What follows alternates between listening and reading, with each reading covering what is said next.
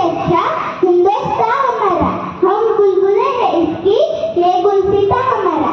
सन्माननीय व्यासपीठ, वंदनीय गुरुजनवर्ग व येथे जमलेल्या माझ्या बालमित्र मैत्रिणी, आज 15 ऑगस्ट आपण सर्वजण आपल्या भारताचा स्वातंत्र्य दिन साजरा करण्यासाठी एकत्र जमलो आहोत. आपण सर्वजण खूप नशीबवान आहोत की स्वतंत्र अशा भारत देशामध्ये आपला जन्म झाला. त्या शूरवीरांच्या बलिदानामुळेच आज आपण इथे शांत आणि सुंदर आयुष्य जगत आहोत. आज आपण आपल्या हक्काने शिक्षण घेतो, बोलतो, भाषण करतो.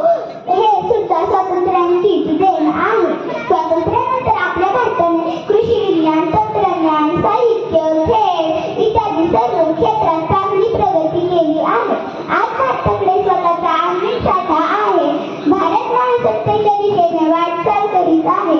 तरीही आज भारतासमोर महागाई, भ्रष्टाचार, गरिबी, अस्वच्छता अशा अनेक समस्या आवाजून उभ्या आहेत. या समस्या दूर करण्याची आपल्या देशाचा एक नागरिक म्हणून आपण प्रयत्न केले पाहिजे.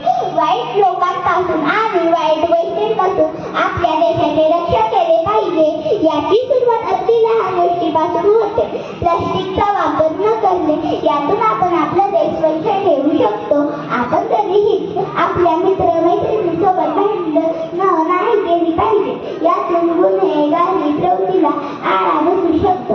आपण खूप अभ्यास करून डॉक्टर, सर्जन, नर्स होऊ शकतो व कोरोनासारख्या भयंकर रोगापासून मात करू शकतो. आपण शाळेत खेळ खेळतो, विविध स्पर्धांमध्ये सहभागी होतो, मेडल मिळवतो. तसेच मेडल आपण आपल्या देशासाठी मिळवले पाहिजे. यातून आपल्या देशाची मान अभिमानाने उंचावली जाईल.